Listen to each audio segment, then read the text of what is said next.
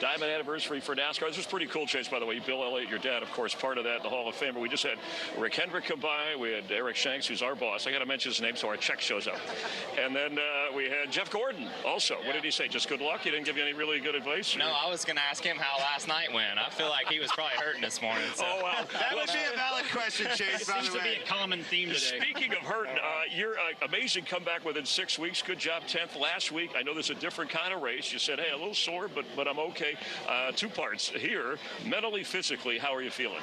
Yeah, I mean, I feel good. I mean, you kind of have good and bad days. Obviously, I've never been through this before, so, you know, I'm just kind of learning as I go. But certainly I have days that I feel really good, and then days you're a little more stiff and tough to get around. But I think that's really common with an injury and surgery and all those things. So just working through it. Last week I thought went really good.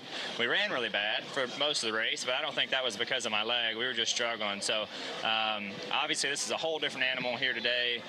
Not a lot of physicality from my left leg standpoint, but certainly a big risk of taking a big impact. And we've made some provisions in the car to try to help with that. So we'll hopefully don't have to cross that bridge, but we'll see. You're ready if you do. We're ready. I'm as ready as I'm going to be. Well, your last win came here. I'm sure that's on your mind. You've had success here. Well, yeah, last fall was great, obviously, and we had a really good run in a fast Napa Chevy. I think we're going to have another fast one here again today. So, you know, just these races have become so much about track position and executing all the little small stuff, pit cycles, and making sure you're getting on and off pit road good, and managing your race from that perspective. So a lot of emphasis into that this week, and I think that we can go out here and have a good day. So we just got to be around there at the end, and if we can do that, I think we'll be all right.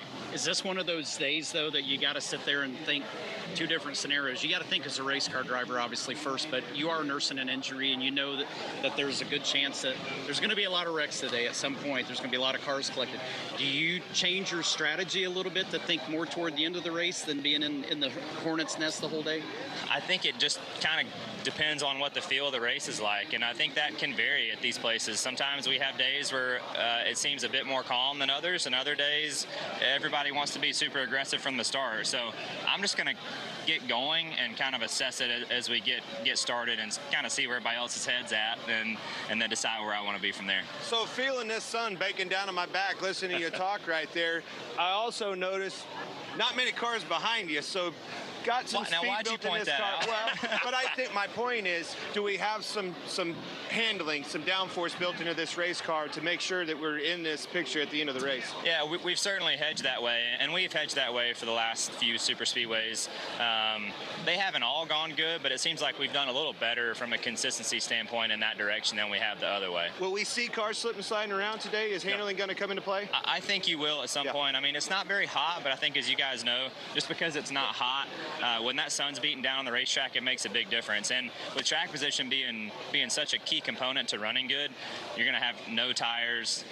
Cars with full loads of fuel with no tires is not a very good place to be, especially when the aggression level goes up. So those are things we certainly have to balance throughout the day, but I feel like our car is in a good place, obviously, and we're going to see where it goes from there, give it our best shot, right? One of the Coca-Cola Zero Sugar drivers, and a guy who, you got the playoff provision, the waiver, but you got to win a race to get in, right? Because you know the points, so you like that. He loves that kind of go He's for back, it. baby. Kind of desperateness. It is. It's great to have you back. Can you hang for a second? Because it's time for Put It Out. Clint loves to collect. You may not want to see these. Some of these are kind of crazy. Here's the monitor. So let's take us through. Pretty easy fun to put it out. It's at this place. How about this one right off the bat? Wait a minute, Tony, is that you? I remember this race vividly. Michael Waltrip, my team owner, actually went around me right at the end of the race. I'm like, where's he going? He goes up. Somebody made a block on him and flipped right into me.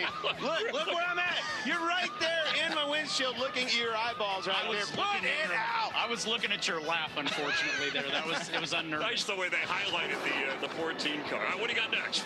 How about this one? 1993 Rusty Wallace wreck. I'll never forget this one. Massive carnage. That car flipped over and over, end over end. Unbelievable that he was able to get out of that thing. Unbelievable wreck. Huge carnage. Put it out. Elliott Sadler. You remember this one, don't you, boys? Elliott going up and over 2003. Flips again. 1, 2, 3, 4, 5, 6, 7 times. Unbelievable. Again, a huge, massive wreck. It always comes down there, usually probably a block, a bad push off the back of that bumper. You're going to see that today, and you're probably going to hear that lights go on and say, put it out. I mean, we once had a crash here involving 27 cars. I mean, that's the biggest ever. I think that was in 2003. Oh, we got one quick one. Tony and I have a put it out for you, Clint. This was this weekend. Look at this clown. My gosh. I brought the Harley down here and went for a Harley ride. By the way, everybody, that's the Talladega look.